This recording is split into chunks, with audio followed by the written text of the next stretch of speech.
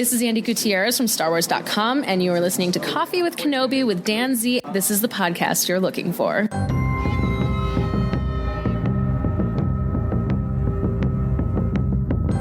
Welcome back to Coffee with Kenobi. This week's show is all about Chapter 7 of The Mandalorian, entitled The Reckoning, and we have got an all-star crew here to talk about this episode. First, the co-host of the Forcecast, Ryan Donoho. Dan, thanks for having me back on. I'm excited to talk about The Mandalorian, which is probably my favorite thing to talk about and talk about with other people. So I'm excited to get into one of my favorite episodes. Well, I am honored to have you back on. Of course, you and I were recently on WDW Radio with Lou Mangello. It's always fun. It's cool that he has the two of us come in as co-hosts when he talks Star Wars. Nothing wrong with that. Yeah, we're like a little trio now. I feel like it's going to be like it needs to be like a yearly occurrence. That's right. Also joining us on the show, this is, I believe, Alex, this is your podcast debut. Am I correct? Oh, yes, Dan, you're very correct. Well, the voice you're hearing is that of Alex Procaccio. Alex is a lifelong Star Wars and Coffee with Kenobi fan and is all around great guy. We met at Celebration Chicago, and it is great to finally have you on the show. Dan, it's great to be here. Thank you so much for your kind invite, and I'm really looking forward to diving into this episode with you and Ryan. Oh, absolutely. Well, let's start off, gentlemen. At the beginning of The Reckoning, this is the episode, we know that we know that the wheels are in motion because there's only 2 episodes left in the first season. The Mandalorian gets a call. Grief Karga has sent him a holo transmission basically saying, hey, you need to come back. And if you do, here's the things we're going to offer you. You know, they really want the child, but why don't you come and help us? Because basically the Imperials have taken over. You kill the Imperials, we'll wash the slate clean. You and the child will be safe. Here we go. Ryan, when you saw this for the first time, did you feel like this was on the up and up? No, actually I didn't, because, we had seen a few chapters back, the droid Zero was messing with his comm, and you sort of saw that an older message from Grief show up. And when this one came up, I thought something is weird here, because you don't go from the most wanted man in the galaxy where, everyone in the guild and even outside the guild, you see that Mandalorian, you're wanted. And then all of a sudden Grief changes his tune and says, oh, you know what? We're going to wipe all that clean. No worries. We got this big plan. So there was just something, even though I like Grief Karga, there was just something about this message and this scenario where I just really wasn't buying it. Alex, what about you? Did your spider sense tingle as well, or did you feel like, oh, let's give him a chance? No, they definitely tingled. Like Ryan was saying, Grief Karga is all about business. I mean, especially in episode 3, another episode directed by the wonderful Deborah Chow. He's all about business. He's all about, getting that money, and, he's also kind of a man of honor as well, because, when he keeps his word, especially when he's in the guild, I knew that nothing was going to come between him and at least settling this debt with the Imperials. So as soon as he called the Mandalorian and told him, hey, come here, and help me kill this guy and all will be settled, I'm telling you, like, in the back of my mind, I'm like, no, this is not how it's going to go. It's a situation where you want to believe. I mean, it is Carl Weathers for let's just point that out for a second. But, the Mandalorian trusts him. Well, no, that's not true at all. He trusts that he needs some help. He trusts that this could be a solution. I mean, he lives in a very gray world. He's wearing the armor to prove that. So he's got to be cautious, but he's also got to weigh the pros and cons of how things will work out. But he needs backup. So he goes and we go back and we meet Cara Dune. Alex, there's a really cool sequence where they show her basically in like a bar fight, but it's an organized bar fight. And at first blush, it appears that her life is in danger. But talk about that sequence and not only the actual fight itself, but how it wraps up. Well, Cara Dune is in this fight sequence with this heavy set dude. He looks the same species as as Darth Maul, actually, and just the regular, like tussle going on in the bar, but Cara Dune is looking to earn some extra money, so it's kind of like a bar fight / who would win, and they're tethered with this electrical tether. Almost looks like kind of like what they have like at the pod race, between like those engines, like what Jar Jar Binks gets electrocuted with. Sure. Almost like the same thing, but Cara Dune is the drop trooper, so Shiri has this guy, beaten before the even start. For me, it looked like she was just putting on a show before finally, going in and taking him down. Ryan, how do you compare her to other characters we've seen in Star Wars? Of course, her first episode, I believe, was Chapter 4. And then this is the first time we see her back, so a couple episodes in between. People, I think, wanted to like her right away, and because Gina Carano is such a cool actress and a cool person anyway. But I think this is kind of a cool sequence. I mean, the whole thing, not only the fight, but when she is recruited by the Mandalorian. Talk about her impact on this episode and just over sort of her overall arching character as a Star Wars character. Yeah, I thought the fighting in particular, because Gina Carano came from a background of MMA, so it's kind of actually cool to see them use that strength to bring that to her character, not shy away from who Gina Carano is and what her background and what her past was. In both chapters she was in to this point, now 4 and 7, she had the fight with the Mandalorian earlier, so I like that they use her talents and working in with the character of Cara Dune. As far as the character goes, like you, I definitely immediately was drawn to this character. I like this character.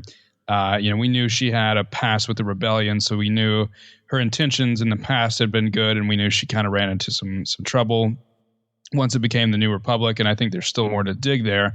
What's interesting is that, we talked about that message from Grief Karga. What we saw up until this point from The Mandalorian is him bouncing from place to place, looking for a place to belong. In Chapter 4, he shows up to this village, realizes he can't stay there. Goes to Tatooine at one point, realizes he can't stay there. He goes back to some of the old mates he used to run around with in a previous chapter, and they turn on him, right? So now he's looking for a place to go, and immediately he doesn't trust Grief Karga, so he goes to a person that he can trust, and that's Cara Dune. So not only, I think, do we kind of feel this as the audience, this connection to this character, but it's obvious that the Mandalorian does too, because he is drawn to her the same way we are, where he's looking for a person he can trust, and we'll see later in the episode, but she is one of these people that he can trust. So I think the intentions are good, and the way he gets to recruit her to join this job shows that her hate for evil and the Empire is still there. So I think I just really like the character of Cara Dune, and I think using Gina Carano's strengths helps make the character sort of fit well, if that makes sense. It does, and the buy-in is a lot more immediate because they're just that she just kind of oozes that charisma and also that danger. And basically, she says at first, I'm not doing this. The way the New Republic is, I could be locked up forever, and I'm not going to risk it all for some warlord. And he goes, no, it's Imperial. And she says, really like this kind of this arrogant, playful smile. She says, I'm in. Alex, when you saw that sequence, she's recruited. It seems pretty clean as far as her wanting to do it, but they're not done. They had to go and they pick up Queel and talk to me about returning. What I love about this episode is I feel like this episode, which by the way is my favorite of the entire season, I believe, it pretty much hits all the high notes, all the emotional beats of what the series leading up to Chapter 7. Alex, talk to me about that. And I also realized, my goodness, as is tradition, we usually grade the episodes at the beginning, and we didn't do that yet. So weigh in on that, and then we're going to grade this. Gotcha. Well, with Quill, Mandalorian going back, for me, it was like an obvious move, of who he would choose to protect the child. Quill is an not only a reliable man, but an honored man as well. Someone that the Mandalorian truly respects. So, the fact that going back, and asking Quill for his help was a no-brainer for me. But also that Quill was offering his services for free because of the honored man that he was, because of his struggles that he went through with the Empire, being in their servitude, and having to, who knows, spent years, maybe even decades, earning his freedom back. I love this episode because it kind of parallels to the last one, where the crew he had in the prison was all people he couldn't rely on.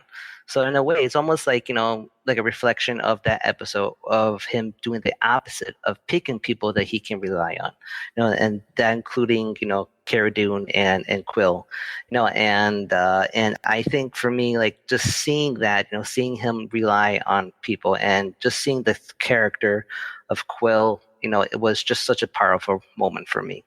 No, very well said. I like that. And I think that's important. All of these aspects, he's not, we've talked about this repeatedly on Coffee with Kenobi, but the Mandalorian is not a lone gunman to the degree that we basically were originally told. And that's, of course, the PR spin. And you're also building some anticipation and hype. You're not going to give away all the key moments before you actually see an episode or a series or a season of something.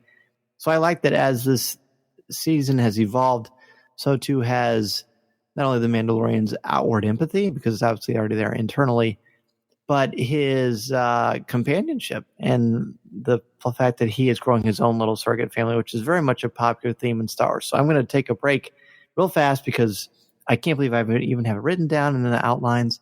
We didn't give it a letter grade. So Ryan, tell me the letter grade you're going to give for this episode. I definitely think it's an A. The previous chapters, some had said, didn't feel as important, right? You get that typical filler label put on things, which I never agree with, especially anything that's Dave Filoni has his hands on. There's always a reason for what's happening.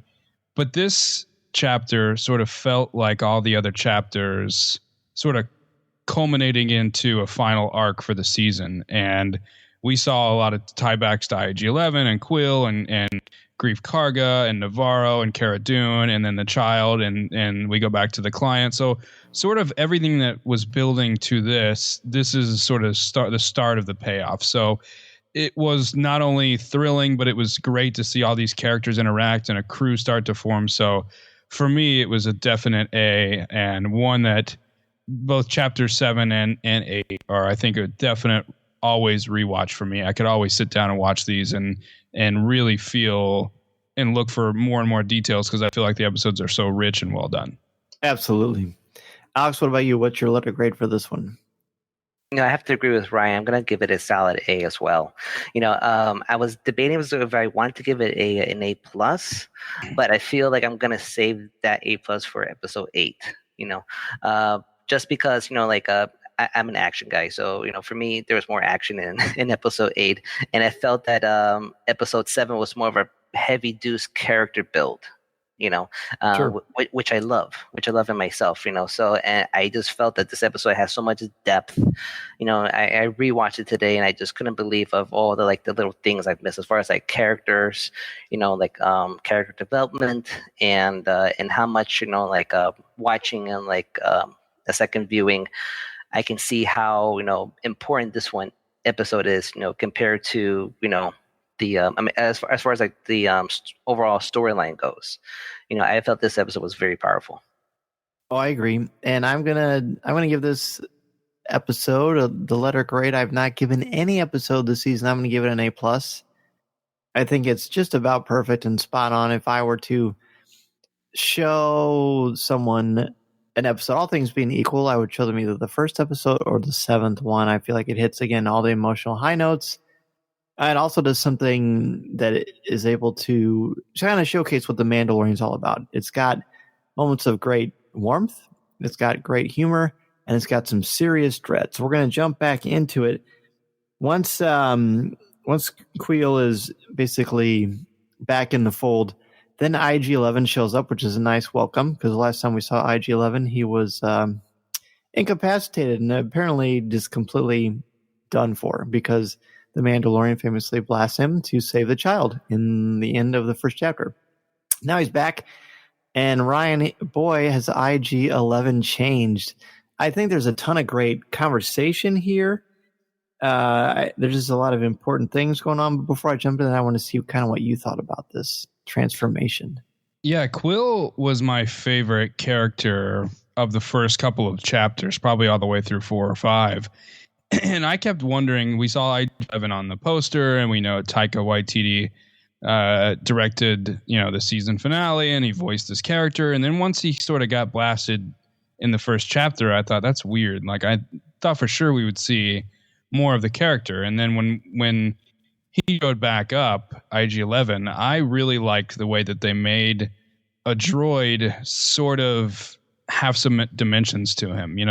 We are taught, in real life, like the robots and droids are sort of for programming, and in Star Wars, a lot of time they're servants and they're, programmed for a purpose. But Star Wars does this thing where it sort of adds some human elements to droids, which makes you sort of root for them, and everyone has their favorite droid, and there's emotion shown.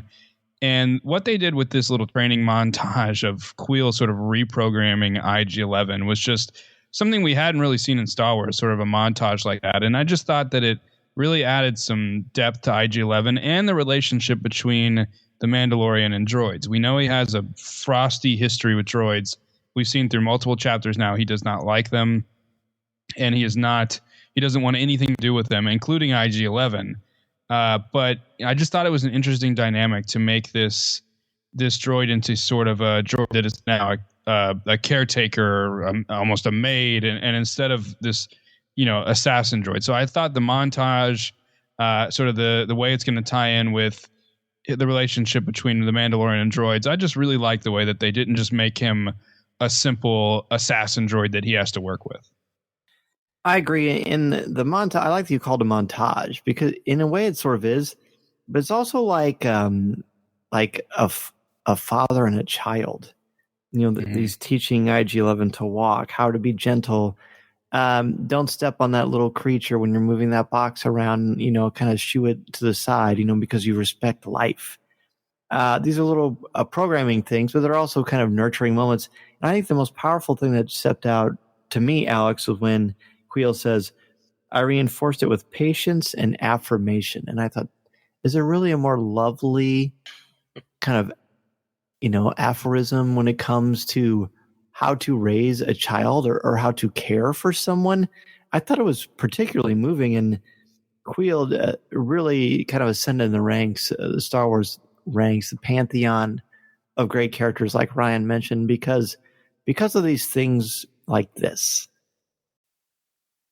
Yeah, I completely agree, Dan. I completely agree with Ryan too. Like that montage of just Quill, kind of like rehabilitating IG-11, and IG-11 kind of like taking on the characteristics of Quill, was very heartwarming in a way. And it's weird to say that about like a robot, learning from from a being as good as Quill, but it is, and that's why I feel that episode 8 has so much of more of an impact for me now, knowing that, like how good of a care Quill took care of this IG-11. He took care of it as if it was, any of his other, animals or any living being.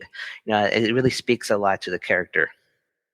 Well, there's a great moment where basically they're outside and, the sun, I believe it's like a twilight setting. Maybe it's even darker. And he says, I don't like this droid. I don't like droids, period. But then Quill says, they're a natural reflection of those who imprint them. Again, Ryan, the parenting metaphor, and also kind of a great way of saying, he says, the droids aren't good or bad. They're neutral. They're neutral reflections. I thought that was just fascinating and kind of profound when you're just talking about a droid. Yeah, that's a line that, like so many other Star Wars lines, when you actually start to think about it and apply it to real life, it does apply to parenting and to a lot of things, right? A lot of times people or situations are a product of their surroundings and situations. So, even though these IG droids are programmed to bounty hunt and to be killers, that's because that's the way they're programmed. It's not because, they actually are that way. So droids are, are what people imprint or program them for. And Quill is trying to basically teach a lesson. Everyone's constantly in this season teaching the Mandalorian a different lesson. And in this sense, a way for the Mandalorian to start to turn away from his hatred towards droids is for Quill to make him understand that, it wasn't the droids that, did what they did to your parents. It was, it was the people that imprinted on them. So it ultimately was, back in the Clone Wars times, those were separatist droids or Sith droids, however you want to describe them. So I just thought it's another one of those life lessons you can kind of take, for, like you said, parenting, especially kids are a lot of times what their situation imprints on them. And this is just a great metaphor. And it's a line in why Quill was one of my favorite. You mentioned, him sort of ascending in the Pantheon. I think he was a highlight of season 1 for me. So yeah, that's just a lot of cool lessons you can take out of this sort of IG-11 Quill Mandalorian sort of trio we have here. Yeah, it's a great little trifecta. So ultimately, the Quill has talked repeatedly about servitude, and Ryan, you mentioned that as well. Not Ryan, Alex, you mentioned that as well. But Alex, Quill agrees to do it to protect the child from imperial slavery. He says we have to stop the old ways, so otherwise we could never live in peace. Isn't it interesting? And I don't know that was intentional, but you can't help but think of The Force Awakens or even The Last Jedi, where Kylo Ren repeatedly talks about, killing the past. Kill the past if you have to, just to move on. But this is a different way of sort of looking at history to try to change your future.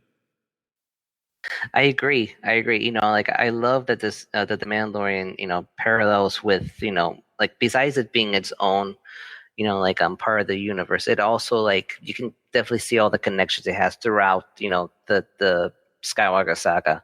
And, for him saying, let the past die was definitely, for me, brought back, Kylo Ren, in The Last Jedi.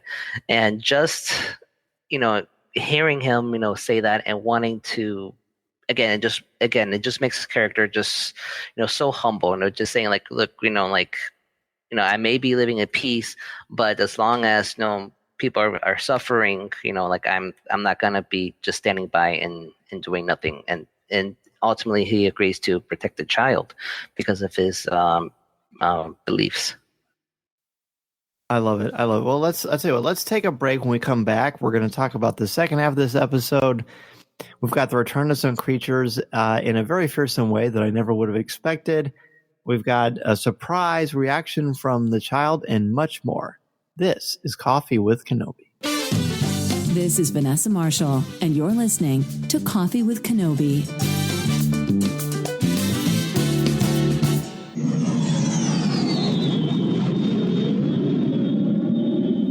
Rise of the Resistance is now open on both coasts, Walt Disney World and Disneyland. So you need to be sure and book some experiences to the East and West Coast. You can experience Star Wars, Galaxy's Edge, and Rise of the Resistance. And I can think of no better way to do that than through MEI and Mouse Fan Travel. Their signature service and expert advice will help clients maximize their vacation time and dollar. Their no-cost, no-obligation quote when you use the service is really wonderful, and they also proactively adjust the booking if the rate goes down. They will help your family enjoy everything Galaxy's Edge and the Disney theme parks and the cruise lines have to offer, help plan every detail, and will share invaluable tips. Be sure to go to our affiliate link, which can be found in the show notes on the front of our webpage or on our social media, and sign up for a free, no-obligation quote. You'll have the best vacation possible and help out Coffee with Kenobi in the process. So be sure to tell them that Dan Z and Coffee with Kenobi sent you. Our Coffee with Kenobi Patreon family continues to grow and flourish, and I want to take this opportunity to thank Jason Hall, Dennis Keithley, Colby Mead, Jessica Berry, Lance Hickerson, Adam Bankhurst, David Nicely, Jeff Ellis, Katie Bjordal, Ross Halliban, Frank Mulder, Alexander Moylan, Aaron Harris, Chris Kavarka, Angela Sauce, Connie Shee, John Sorensen, Hannah, Tyler Pompa, Yancey Evans, Alex Procaccio, Tim Van Swoll, Ian Thompson, Simbat Detradarian, Christine Turk, Sean Reed, Kurt McKellen, Dan Ream, Brian Harding, Blake Weaver, Jim Capron, Caroline Maselli, Chris Metz, LJ Souter, Thea Selby, Daz Davies, Christian Dale, Brian McKinney, Jared Cantor, BJ Smith, Eric Struthers, Nick Deco, and Mark Suter. Thanks to all of you, Coffee with Kenobi is able to grow and flourish in ways we never would have thought possible. And you get something out of it as well. For $5 or more a month, you get access to CWK Pour-Over, which is our exclusive weekly podcast not heard anywhere else, hosted by myself, Tom Gross, and Corey Kleber. We talk about Star Wars. We go behind the scenes of what goes on into covering events and producing Coffee with Kenobi and popular culture. We review movies, all kinds of fun stuff, and we have a great time bringing it to you. And for $10 or more a month, you get access to CWK Lens, which gives you a ton of video and photos behind the scenes of what's going on. When I was on Rise of the Resistance, I posted a lot of pictures and images that only you got to see. I didn't put on Instagram or Twitter or anywhere else, only for CWK Patreon contributors. If you have any questions or want to find out more about how to support Coffee with Kenobi, be sure to go to www.patreon.com/coffeewithkenobi and sign up today. Thank you so much. And now, let's see what's brewing in the Star Wars universe this week. Oh, wait. This is interesting. You found something. I'm about to let everyone in on the secret. Before we continue our discussion of The Mandalorian, Chapter 7, of course, we are smack dab in the middle of that. But my goodness, we have not had the Star Wars news for a long time since, before the Rise of Skywalker, and we started doing these Mandalorian shows. Does that sound about right to you? That does sound right. I was going to say sometime early December, I think, is the last time we've done a little bit of news. Yes. Of course, you've been on before, or since Yes. then. You did the review with us, and you've done some Mandalorian stuff with us. Yeah. But we needed to do a news segment, and I am grateful to have Tom Gross back on the show as our CWK newsman. Oh, well, thank you so much. It's great to be back. Because today is January 15th, and it is on this date that Star Wars The Rise of Skywalker moved past the $1 billion mark on the worldwide box office in its 28th day in release. Domestically, the film's box office tally is $481.3 million, and overseas, it's reached the $519.7 million mark, which just cracks the $1 billion tally. Now, according to The Hollywood Reporter, analysts predict The Rise of Skywalker's got a shot to reach $1.2 to $1.25 billion. Now, in comparison, The Last Jedi topped out at $1.33 billion globally. That makes The Rise of Skywalker the seventh film for Disney in 2019 to make the $1 billion club. Now, leading the way, of course, in 2019 for Disney is Avengers Endgame, which just happens to be the top grossing film of all time with $2.79 billion. Followed by The Lion King, Frozen 2, Captain Marvel, Toy Story 4, and Aladdin. Now, if you're curious, there are two other films that crossed the $1 billion mark in 2019, and those were Sony's Spider-Man Far From Home, which was actually produced by Disney's Marvel Studios. That came in at $1.31 billion, and Warner Brothers' Joker at $1.06. Seen all of them, loved all of them, and The Rise of Skywalker, I'm so glad. To me, it was never a doubt.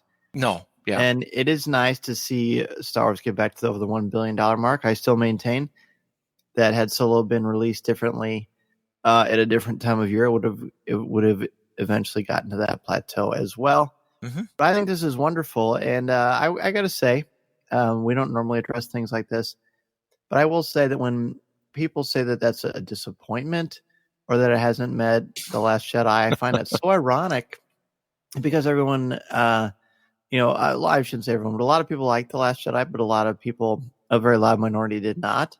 Mm-hmm. But now suddenly that is the tentpole for pundits. And this is what I think about this. I'm no marketing major. I certainly don't have any stock in Disney, but I love the films. I know how it makes my family feel when I see them. I know the conversation that it's generated. And if something makes $1 billion, what movie studio wouldn't do anything to meet that mark? I mean, Disney, is an incredible hit-making machine. And the other two films that did this involve a superhero or superhero nemesis in one way. And one of them is partially or mostly because of Marvel, let's be honest, even though it's a Sony-produced film. I mean, the buzz for Spider-Man Far From Home is because of the incredible cast and crew, that awesome script, the great direction. But it's because it had the Marvel juggernaut behind it. I mean, this is nothing but a huge triumph. Oh, absolutely. And yeah, I've seen some criticism of the numbers that the Rise of Skywalker is bringing in. But now, correct me if I'm wrong, but historically, how have the last movies of the previous trilogies, fared? Have they always been top dollars, or has there always been a little dip for the last movie? Do you recall? I'm pretty sure that the middle one is usually the one that is the lowest, historically. Okay. So that's why it's a little bit of a surprise that this one is going to be perhaps the lowest, but it really is not that big of a deal. I mean, times have changed since 2005 and 2002 with the Attack of the Clones, and Revenge of the Sith. So yeah, I don't know. I mean, so I would just reflect what you said, and that is that $1 billion film is in any other area considered a complete success. So I put it into that as well. Now, you said you've seen all of these $1 billion movies? I have. I'm just looking at the list and thinking there are 3 of them I have not seen. Let me guess, you haven't seen Toy Story 4. Yes. You haven't seen Joker. Correct. And you haven't seen Aladdin.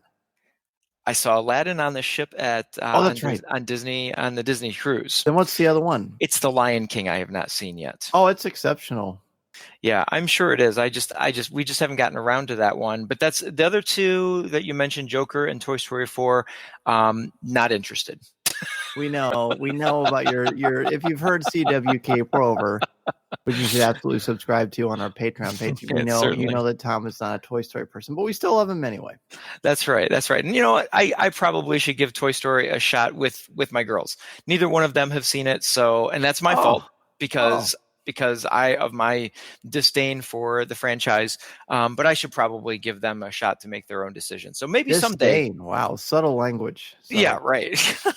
So anyway, moving on to our next story, The Rise of Skywalker has earned 3 Academy Award nominations. And according to the Los Angeles Times, if it grabs an Oscar this year, it would be the first time in nearly 40 years, as the last Star Wars film to take one home would be The Return of the Jedi in 1983. The nominations for Star Wars Rise of Skywalker are pretty typical for nominations for Star Wars films: Best Visual Effects, Best Score, and Best Sound Editing. Now, the most decorated Star Wars film, a little history here, was Star Wars, the original, Episode 4, which accrued 10 nominations, including Best Film, Best Director, Original Screenplay, and of course, Best Supporting Actor with Alec Guinness. It walked away with 6 Oscars and a Special Achievement Award. And just an aside on that, I'll add on to it here real quickly. The nomination for Best Score earns John Williams his 52nd nomination, which breaks his own record for highest number of nominations for a living person.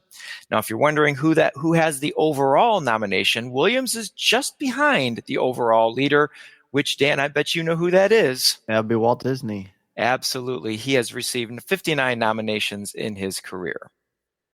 Not too shabby. Not too shabby. I mean, John Williams is, I think, honestly, whatever you think about the film, like it, don't like it, in the middle, I think the score is the best of the sequel trilogy. I think it's wonderful. I fully expect it to win. I mean, I'm obviously insanely biased, but I also think that for visual effects, what they did with Carrie Fisher alone deserves serious Oscar consideration. I mean, it's magnificent how they made her come to life. I mean, literally. Yes. I completely agree with you on that. And Williams is a living legend. Every time you listen to his music, it's a masterpiece. And I would agree with you on the score for Rise of Skywalker. I own all 3 and I listen to them pretty frequently. And I have just been over and over the Rise of Skywalker soundtrack, and I'm enamored by it. Yes. And just thinking, anytime you can listen to a score and picture, I've only seen the film twice, but I can picture scenes in my head because it's made such an emotional connection to me. And to me, that is an item. Yeah, it's so great. So good for John Williams as always, but we'll keep our fingers crossed. When is that? In January or February? I've forgotten. I've lost the date. I think it's at the end of February. Yeah, so we'll keep our fingers crossed for The Rise of Skywalker to bring home an Oscar. And to round out our news tonight, about a month ago, I know that's not news, but this is news because we haven't talked about it. But about a month ago, the newspaper, the Chicago Tribune, wrote a feature article about a notable educator and Star Wars podcaster, and well, that would be you, Mr. Dan Zare. So let's hear about how that came about. Well, thank you for your nice little introduction there. Yes, if you've been following us on social media or me personally, then you saw that the Chicago Tribune did a feature profile piece on me celebrating basically it's been described as a unique place in fandom with how I incorporate Star Wars into the classroom, as well as sort of my spin, I guess. I don't know. It's weird for me to talk about myself. Why don't you tell me what you noticed? Because I'm just so overwhelmed and appreciative of all the kind words and the feedback and the reaching out from students past and present, parents, fellow podcasters, Lucasfilm. It's been a wonderful thing. It really has been just an exceptional blessing. Well, so what I'll do is I'll just give my assessment of the article in a whole and invite anyone who has not checked it out to definitely, this is an article well worth reading. If you're a follower of CWK or Danzy Media or Coffee with Kenobi, you definitely want to read this article. It gives some really nice background, Dan, on where you come from and, where the basis of where you come from that builds you up to being the educator that you are today, which is notable. And you've been honored by Illinois State University, your alma mater, and just I know from talking to students in our in our building that they love your mythology classes, especially, but all of your classes. You make an impact on students every single day, and I see that on a eyewitness basis. And then it moves into a discussion of this wonderful show that you and Corey Clubb started. Is it 6 years now? Help me out here. In a couple of months, it'll be 7. 7 years, yes. And so it goes into that and the angle that the two of you took in the Star Wars fandom and choosing to create a podcast over the analysis of Star Wars and the story and characters and all the wonderful things that you and Corey built and that you continue on as host now of Coffee with Kenobi. And it's just a beautiful article. And I love to me, it's growing up reading the Chicago Tribune because I'm from the Chicago area. It's a very typical, well-written piece that just transitions very well and just is a great expose of your career and is definitely an honor. So I was thrilled to read it and I had such a fun time reading through that. And I highly, highly recommend to anyone who has not checked that out to definitely do so. Wait, thank you so much. I really appreciate that. It's very kind. Again, your feedback is great, and just I don't know. I really don't know what to say. I know my mom really liked it a lot. She's texted me about it a lot. It's been a nice ride, and I look forward to seeing what Coffee with Kenobi does in the future. And Danzy Media, basically, what this is about is building a community, and that doesn't happen without all of your feedback, support, and your fellow passion for Star Wars and kind of the way that we all look at it. So I appreciate that, Tom, very much. Absolutely. Well, hats off to you. And then, of course, Corey for co-creating this wonderful, wonderful show. We're going to go ahead and move on to discuss the rest of The Mandalorian. But, Tom, thank you so much as always. Oh, my pleasure. We are back. And, Ryan, one of the things that I think took me by surprise, yes and no, I guess it took me by surprise, was when Cara Dune and the Mandalorian are arm wrestling. They're wagering. They're very much, bonding. I love the fact that they're male and female. There's no sexual tension. This is just two warriors. They're friend. I don't know if they're friends, but they're friendly. But I think it's pretty important that you can have a female character, and it's not about romance. It's more about, hey, we're equals. We're here, and we're both dangerous. And it's so effective that the child uses a force ability that we probably wouldn't have expected. Yeah, there's definitely mutual respect. The Mandalorian and Mandalorians themselves garner a lot of respect as warriors and culture. And so for the Mandalorian to respect Cara as an equal says a lot about both of their characters. But yeah, this arm wrestling leads to, every time you see the child, the baby Yoda, whatever you feel like calling it, and it starts to focus on him, I think there's a part of all of us that wonder, okay, when is he going to use the Force again? Because we've seen it, sparsely throughout the first season, and they always sort of play with it like they did in one of the, I believe it was either chapter 6, I believe, and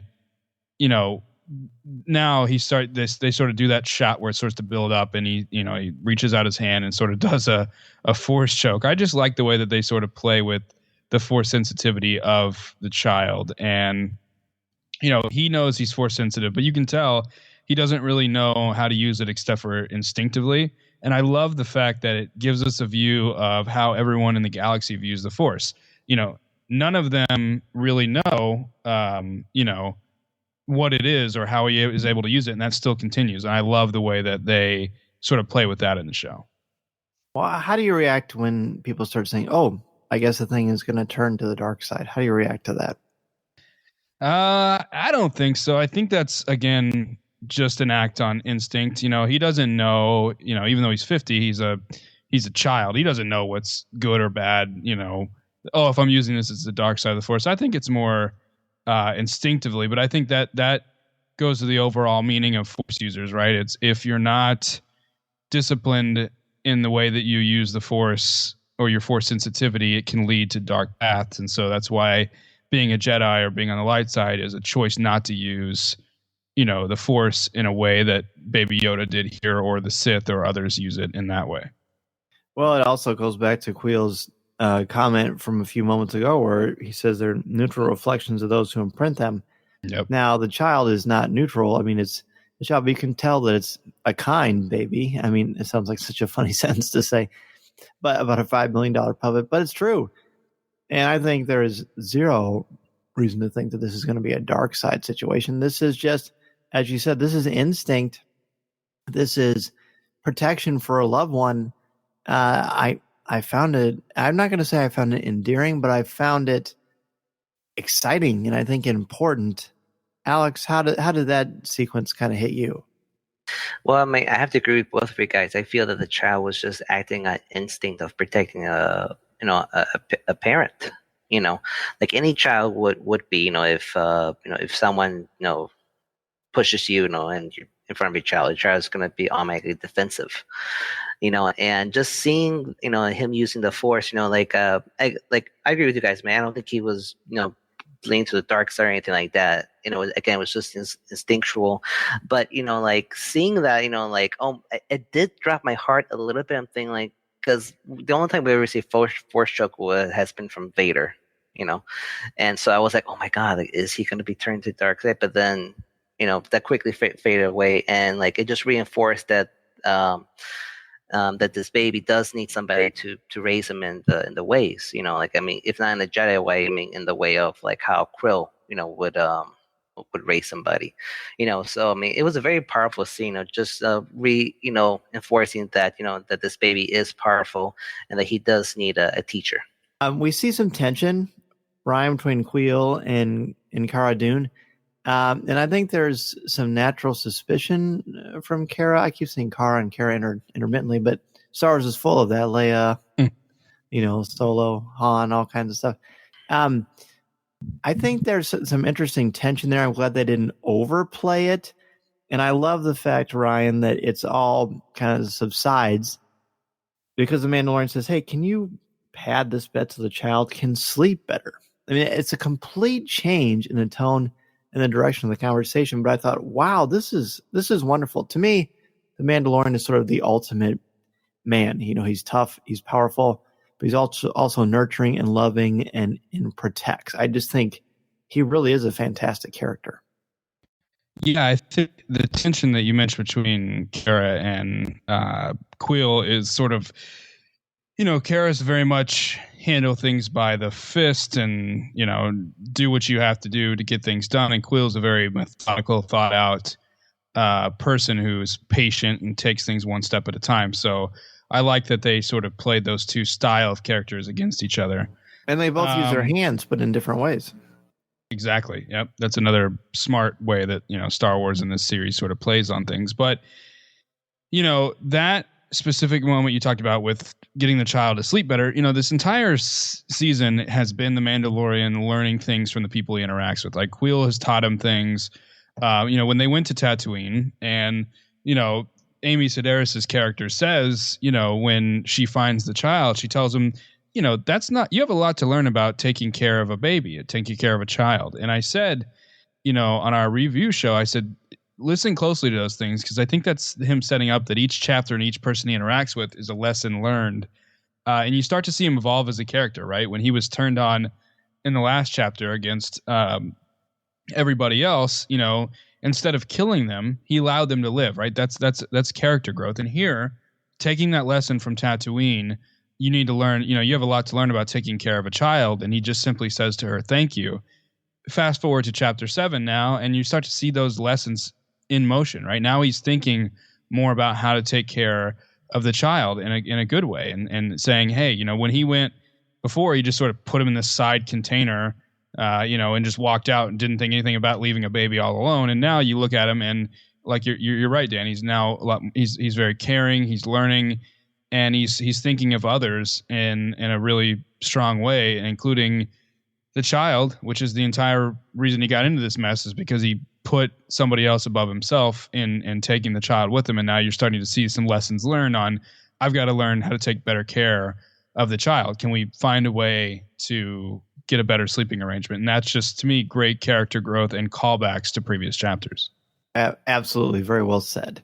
And also around this time is when the Mandalorian again echoes his concerns for IG-11 and talks about, it goes against its nature. He's very concerned that your DNA are sort of hardwired, to kind of mix our metaphors here, which seems appropriate when you're talking about a droid. And also the Mandalorian, we don't know enough about him, even through 7 chapters, to know what his true nature is, although it sure seems prevalent, I would say. I mean, I think it's fair to say that he's not neutral, he's good. He's probably chaotic good if we're going to go with a D&D alignment, perhaps. I don't know. Maybe that's certainly debatable. But the fact that he's very concerned with this whole episode is all about what our nature is.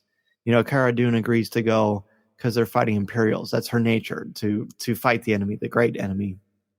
Quill's nature is to protect and to use his hands and to be nurturing, and also to stick steadfastly to his beliefs. The Mandalorian's nature is to honor the code and to protect and to help those that are in his stead, and also to be cautious and brave. I just think it's great because that all sort of goes through IG-11. Then we fast forward a little bit, and we have this unique campfire scene. And between this and Solo, Star Wars is really kind of doing a lot with campfire scenes over the past couple of years. Then something really kind of messed up happens. Alex, talk to me about this really creepy sequence in the campfire. The campfire scene, started out, just, kind of like almost like a Western, like the guys camping out under the stars, talking about the job that needs to get done. And then on a quick of a dial, it turns into a horror movie in a way. Like when I was watching the scene, it felt like I was watching a scene from Aliens. Just having, these huge beasts fly down and killing everybody, and everybody just completely terrified and freaking out and shooting in the dark. It was pretty terrifying. So I think it was definitely like a homage to Aliens, if I have to say, where some type of inspiration. But Quill lost a couple of his beasts.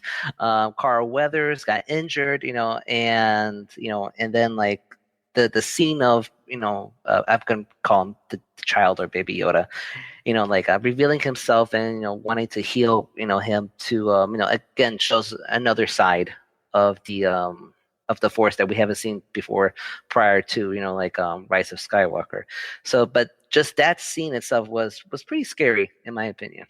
It was frightening, especially when you consider that that those amazing. Why can't I think of the name of those green creatures? What is their names, Ryan?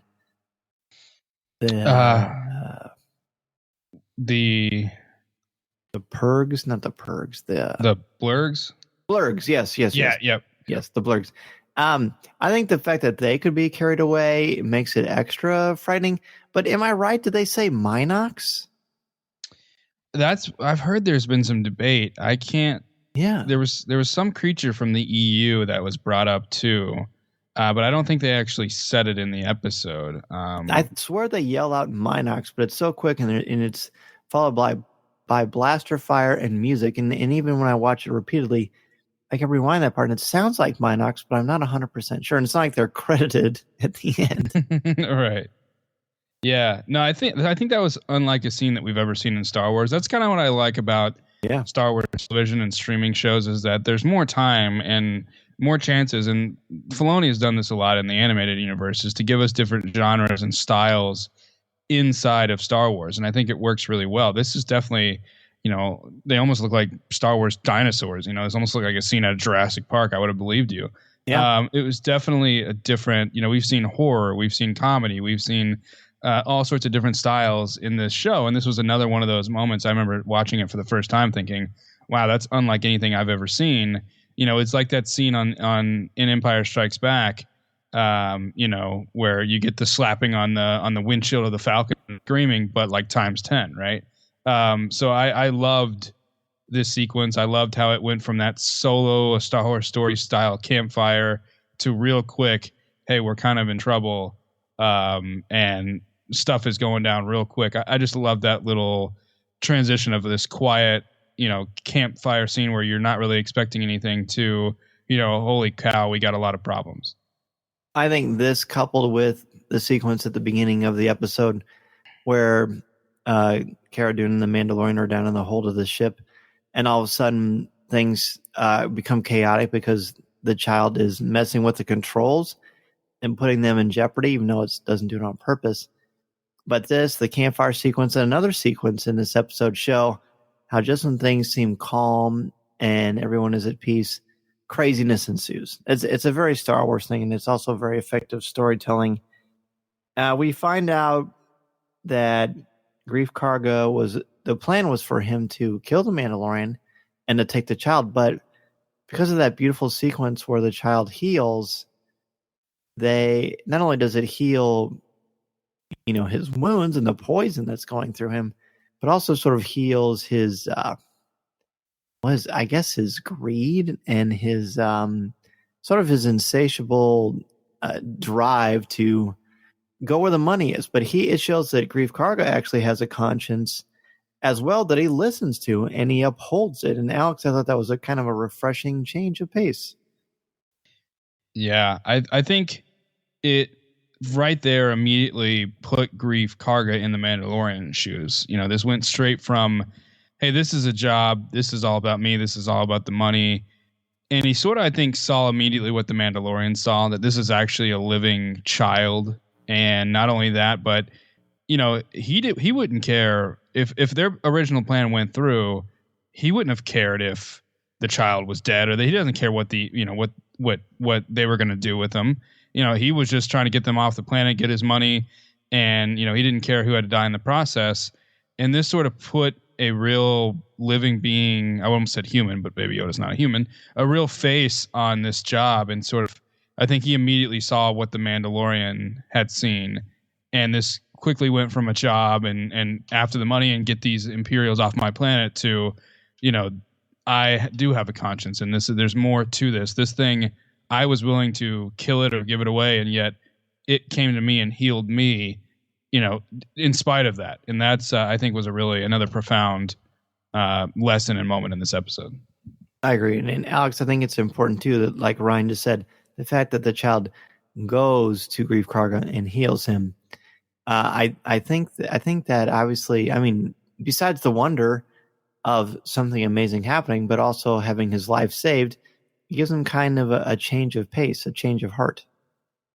Completely agree. I mean, I didn't even think about it until you brought up that not only did the child heal his wounds, but healed his cold heart, almost like the Grinch. Like his heart grew, like Yeah.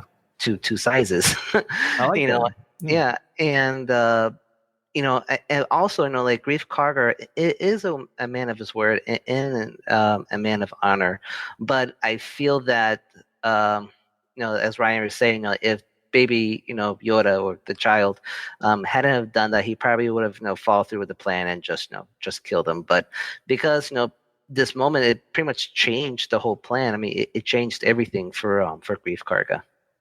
And I'm glad that it did, because it would have just been very common and very predictable. And I'm glad, because I think Grief Karga deserves a little more airtime. We'll see where his character goes before this series is all said and done. But then we get to the big finale. It's basically very tense. We get to see the client again. Although, albeit briefly, I was a little surprised, Ryan, that the client was exterminated, because that's what happened. And they're also setting up kind of what kind of character Moff Gideon is too. Yeah, I was surprised to see him back in general. That's like I said earlier, I was confused when we had this long detour in the middle of the season away from Grief Karga and Cara Dune and IG-11 and Quill and the client and Navarro. And so I wasn't really sure heading into this chapter who we would see anymore. Were we done with all of these characters? So to see the client in general was kind of a cool throwback to the first couple of chapters, and sort of really started to pay off that original arc of the Mandalorian taking the baby. And yeah, I thought I like you was surprised that he sort of met his demise. And but I did like Werner Herzog's performance, and I liked that again. This was a big payoff to all the questions we had after chapter 1 and chapter 2. Who wants this child? Who is the client? Who is he working for? Are they really Imperials? Why are they here? There was a lot of questions, and this sequence and this battle here that ensues, and like you said with Moff Gideon, really sort of starts to answer some of the questions. And I did like it was an old-fashioned shootout, just like the old westerns. I just love when they sort of go back to that style, and everyone's ducking behind tables in their bar, and there's laser bolts flying everywhere, and just that old style western shootout is always a fun sort of way to bring in Star Wars and television. I love the way that it's done in this show. Absolutely. And it does create a very atmospheric tension that you're not used to in Star Wars. For some reason, the way The Mandalorian at least has gone, it ups the notch of cost and peril and sort of the immediacy of danger that is present in the Star Wars universe. I mean, certainly we feel that when the Death Star is honing in on Yavin, and other examples throughout the films. But I feel like here, Alex, it creates a different kind of tension. Maybe it's the Old West feel. And while it's still a fantasy world, there's still an element of realism in the mix of all these droids and blasters and this incredible TIE landing sequence, which, by the way, doesn't get much cooler than that. But Alex, talk to me about how this sort of ups the ante for peril in Star Wars. Well, I mean, we've seen like our heroes before, like in the the Star Wars saga, in the Skywalker saga, where our heroes are always being chased by the Imperials and stuff like that, and it kind of we kind of see something similar to like in The Last Jedi, where like the Resistance is in this space, and the trapped in this space, and this horde of First Order troopers are about to attack them. The same thing here. Our heroes are trapped in the cantina with hordes of stormtroopers outside, kind of like almost like the Alamo in a way. They're about to meet their demise at a sense. And just seeing those like a line of like Death Troopers. For me, Death Troopers is the ultimate, like warrior for the Empire. I saw that and I'm like, yeah, they're done. There's no way. There's no way that they're getting out of here. like these guys are professional killers. And but for me, just like, my heart was like, like thumping harder and harder, just thinking like, how the heck are they gonna get out of here? So it just added like more tension, for me. It really did, and then that's perfectly encapsulated when we see the Mandalorian trying to get hold of Kuiil as he's racing away on that blurg with the child in hand. And you feel very calm and confident to a degree because you know how awesome Kuiil is and how reliable he is and how he seems to make things happen and get things done through kindness, through patience, through tenacity. A very gentle tenacity, which I didn't even know was a thing, but certainly Kuiil embodies that. So then you've got this horrible and tense-filled ending where the biker scouts are chasing after Kuiil and the child, and you think, oh, maybe he's going to get away. He's so close. And then, Ryan, we have quite a cliffhanger, don't we? Yeah, this I love the way this tension was building. There was a lot of, like you guys were talking about, that this sort of presence that Moff Gideon gives off. These were the troopers, for those of you who were aware at the celebration panel, they mentioned that, the 501st was brought in for, some scenes, and those troopers that are surrounding Moff Gideon are some of the 501st members. But you see immediately the threat that Moff Gideon has is, the client had a bunch of dirty, rundown stormtroopers who seemed incompetent. Now you see death troopers, you see clean stormtroopers. This actually seems like real Imperial stuff. So when you start to see this tension building with Kuiil being chased down and not answering his comlink and him running on the blurg, it is, you're immediately like, okay, this is real. This is not, this actually feels like something bad is going to happen here. And you mentioned the cliffhanger, he keeps saying Kuiil. And, then all of a sudden there's the child on the ground. The tension that was building, everyone watching this on their couch had to have been on the edge of their seat because this feels like the first time that the child and the Mandalorian and everybody are in a situation they cannot get themselves out of. Because before, like the old Westerns and Indiana Jones, the hero always gets himself out of the situation. Here, it definitely gives off they're not getting out of here, unscathed in this situation. So it's definitely a lot of tension, and it was a perfect ending to almost a near perfect episode. Yep. I totally agree. That's why this is an A+. I like the unknown. I like the anticipation. I like the emotion. This really is a fantastic episode. I am so thrilled, even more so than I ever was, that Deborah Chow is going to tackle the Kenobi series, because the way she paces and structures not only the action, but the character moments, I think is exceptional. And it's, again, a reason why this to me is an A+ episode. Alex, anything you want to add about this episode before we wrap things up? No, I mean, I just have to agree with Ryan. Like, when we saw Kuiil take the hit, at the end, like both me and my wife our hearts are just broken, and it makes my wife upset every time she sees that scene. She goes, I can't watch it. I can't watch. Like, she knows it's coming up, and she just has to avert her eyes away because this character was such a pure character, and you really feel, like a loss for him when you see him, lying there on the floor.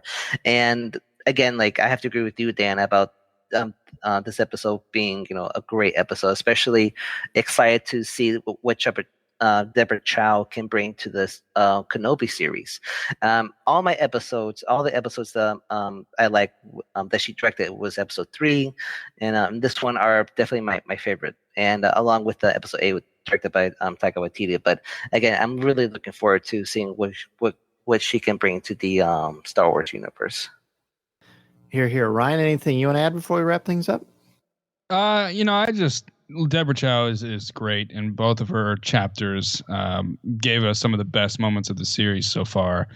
Between that Mandalorian ending that we saw on her first chapter, and then this ending, and the way that she builds tension and has payoff is just great. So I am very excited about the Kenobi series. I just think that this chapter 7 was a culmination of all of the storylines that we had seen from the previous 6 really start to come to a head. And so it's obviously setting up for a final episode that's big and bold. But Yeah, just a great episode, and you really start to, by this chapter, really grow fond and really start to root for the Mandalorian and Baby Yoda, and to see him sort of have some real allies that he can trust in Quill and Kara and now Grief. I just thought, and IG-11, I just thought just sort of seeing this crew come together was just one of my favorite parts of this episode.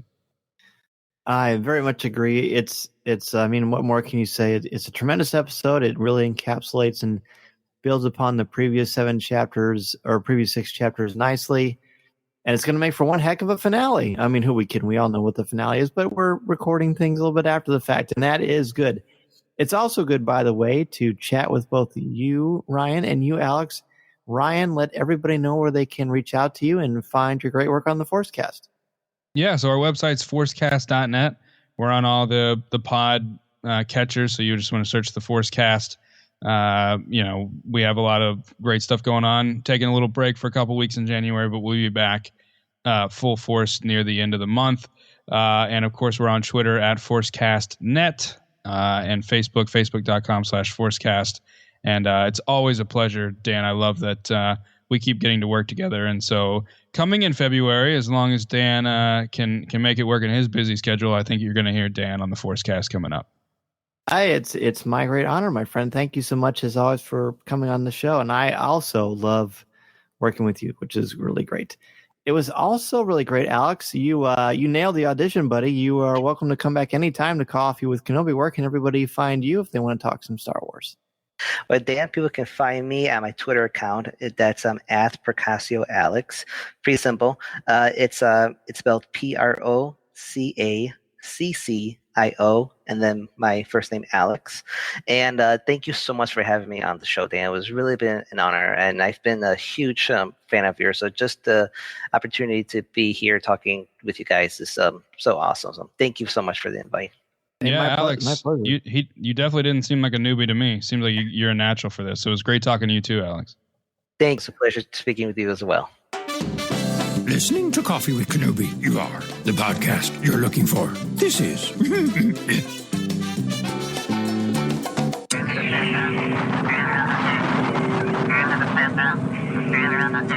As we close out the show, I want to thank our CWK sponsors, MEI and Mousefan Travel, and One Nation Coffee. Please support them the way they support our podcast. And remember to listen to new and archived shows of Coffee with Kenobi wherever you listen to podcasts, including Apple Podcasts, Google Podcasts, Spreaker, Stitcher, YouTube, iHeartRadio, SoundCloud, CastBox, Deezer, and our website, www.coffeewithkenobi.com, or wherever you enjoy listening to your favorite shows. And if you listen to the show through iTunes, please leave us a review. You can also find us on social media. In fact, please follow us on Twitter and Instagram, give us a like on Facebook, and check us out on Pinterest. In addition to the places I just mentioned for Coffee with Kenobi, you can find me twice a month on the podcast Looking at Lucasfilm, part of the Jim Hill Media Podcast Network, as well as on Twitter at Mr. Zer, MRZEHR. You can find my writings on CWK's website, as well as StarWars.com and IGN, where I contribute articles on Star Wars, as well as other popular culture topics. Don't forget to check out www.patreon.com/Coffee with Kenobi to support our podcast and help us keep the lights on here in the Coffee with Kenobi studios. Our Patreon page is where you can listen to our exclusive weekly podcast, CWK Pour-Over, hosted by me, CWK newsman Tom Gross, and Coffee with Kenobi co-founder Corey Clubb for just $5 a month. There are also options for behind-the-scenes videos, photos, t-shirts, and more. Plus, 10% of your monthly contributions go directly to the St. Jude Children's Hospital each month. Thank you to all of you who are currently supporting us on Patreon, and thank you for considering becoming a member of our Coffee with Kenobi Patreon family. And if you are considering starting a podcast or blog, let me know how I can help you get started and help you make your creative vision a reality. Be sure to check out my all-new venture, danzmedia.com, and we can get the process started. I am also available to come to your school, conference, business, or organization, talk about how to tap into your strengths and help you bring out your very best. I want to share an email that I got from Craig Zeman, who writes, Mr. Zer, I just wanted to take a moment to say thank you for episode 317, your review of The Prisoner. When you said on the podcast, I could just listen to this all day, that is what us listeners were thinking too. It was a masterpiece. It truly felt like the culmination of my lifelong love of Star Wars. To hear a teacher and two doctors sharing the love and praising the virtues of this amazing episode that I loved as much as you, and hitting all the touch points from acting, storytelling, myth, filmmaking, and music, everything I love thanks to Star Wars. I just loved every single minute of it. Please keep up the great work. I truly love your podcast and everything you do for the Star Wars community. But Mr. Zare, you really nailed it on this one. Thank you, Craig. P.S. While I have you, I do have to say, I know you are a teacher and you have a keen eye for grades, but brother man, in the big picture of things, isn't every episode of The Mandalorian an A? When you say I give it a C or D, I just wince inside. I know where you're coming from. You're being critical, and that is great. But I think when you're saying it is a C, what you really mean is that it is a 92 out of 100. Am I right? Or do you really think that they are just that mediocre? Some moments are better than others, I give you that. But in the big picture, they are all amazing, and we are so lucky to have this gift, are we not? Thank you again. You are a great teacher. I hope to transfer my kids to your school and we listen together. Well, hey, thank you so much for the feedback and the email, Craig. And yes, let me clarify my grading scale. Think of it as a different rubric. Everything you would grade, everything you assign has a different lens that you are looking for things. You know, what I'm looking for in a critical essay about culture is not the same thing as when I look at how someone recites an excerpt from Hamlet or just a basic kind of, hey, did you read? Let's check for your understanding and your comprehension of a particular piece by a particular author. So yeah, it is very much a different grading scale. I grade these all based on one another. I don't compare them to the books, to the movies, to the animated stuff. I compare this strictly to season 1 of The Mandalorian. I've never given any of them a D. They don't deserve a D for sure. Maybe I may have thought about that or joked about that, but no, these are all excellent, and even the ones that are not as strong as the others are still wonderful. And my goodness, The Mandalorian is just taking over popular culture, and it's been so fun. Craig, thank you again so much for your feedback and for your wonderful email. That will do it for Coffee with Kenobi this week. Thank you again, everybody, for listening. I want to thank our special guests, Alex Procaccio and Ryan Donoho from the Forcecast, for joining us. And thank you, everyone, for listening and joining me each and every week for a cup of coffee. It's so great to be able to break down the Star Wars mythology, The Mandalorian, and the Star Wars news with each and every one of you. You take time out of your busy schedule to spend it with me, and I appreciate it so very much. Have a great weekend, everybody. This is the podcast you're looking for. This podcast is not endorsed by the Walt Disney Company or Lucasfilm Limited. It is intended for entertainment and informational purposes only. The official Star Wars website can be found at www.starwars.com. Star Wars, all names, sounds, and any other Star Wars-related items are registered trademarks and or copyrights of Disney and their respective trademark and copyright holders. All original content of this podcast is the intellectual property of Coffee with Kenobi unless otherwise indicated.